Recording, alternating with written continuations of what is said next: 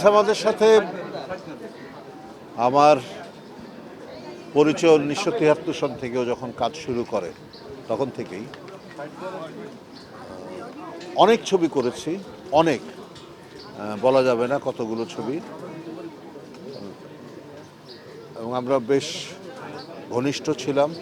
টেলিসামাদের প্রেজেন্সটা যে কোনো সেটে ছিল আনন্দের। টেলিসামাদ থাকা মানে আমরা আনন্দ করতে পারতাম, আমাদেরকে হাসিয়ে ভুলিয়ে অভিনয় করতাম। আমরা জানতাম না কখন সময় পার হয়ে যাচ্ছে টেলি থাকলে। আমরা ওকে আদর করে টেলি ডাকতাম। টেলিসামাদ কখনোই বলা হতো না, টেলি করে ডাকা হতো। এনিওয়ে, সবাইকে যেতে হবে, টেলিও চলে গেল। আমার একটি কথা, যে আপনারা সবাই ওর জন্য দোয়া করবেন, ওর আত্মার মাগফিরাত কামনা করি। আল্লাহ যেন ওকে বেহেশতবাসী করুক, এছাড়া আর কিচ্ছু বলার নাই। আপনারা সবাই ওর জন্য দোয়া করবেন। ধন্যবাদ।